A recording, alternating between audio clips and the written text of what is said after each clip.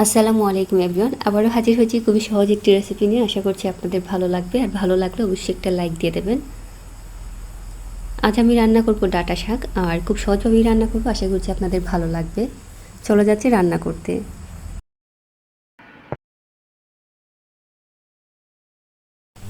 প্রথমে একটা তাওয়া বসিয়ে নিয়েছি, এবারে দিয়ে দিচ্ছি রান্নার তেল, সাথে দিচ্ছি পেঁয়াজ আর রসুন কুচি। পেঁয়াজ এবং রসুন সাথে দিয়ে দিচ্ছি 2টা বড় সাইজের আলু, আর আলুটাকে আমি লম্বা করে কেটে নিয়েছি। আলু আমি খুব বেশি ভাজবো না, পেঁয়াজ যতটুকু ভাজা হয় ততটুকুই ভাজবো।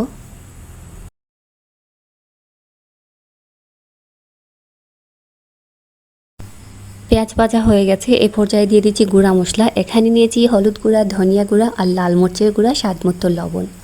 সাথে দিচ্ছি অল্প একটু পানি, এতে করে আর মশলাটা পুড়ে যাবে না।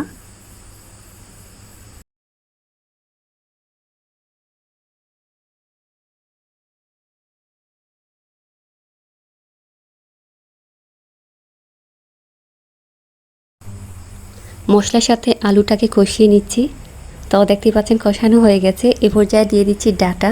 এখানে বেশ খানিকটা ডাঁটা ছিল, তো আমি দুইবারে দেবো, একসাথে দেওয়া সম্ভব না।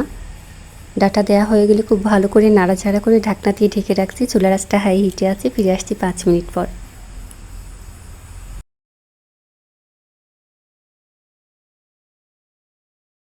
আমি এই রান্নাতে বাড়তি কোনো পানি ব্যবহার করব না। যদি আপনাদের ডাঁটা শাকে কোনো পানি বের না হয় সেক্ষেত্রে পানি দিতে হবে।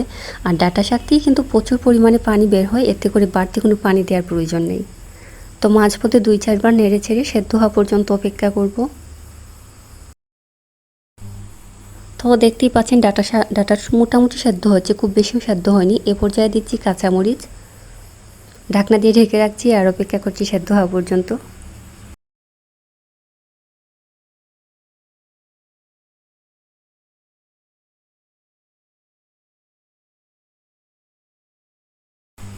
ফিরে এলাম ডাঁটা সেদ্ধ হওয়ার পর। এই পর্যায়ে আমি নামিয়ে নিচ্ছি। আশা করছি আমার আজকের এই সহজ রেসিপিটি আপনাদের ভালো লেগেছে, আর ভালো লাগলে অবশ্যই আমার এই ছোট্ট চ্যানেলটি সাবস্ক্রাইব করবেন। সবাই ভালো থাকুন, সুস্থ থাকুন। আল্লাহ হাফিজ।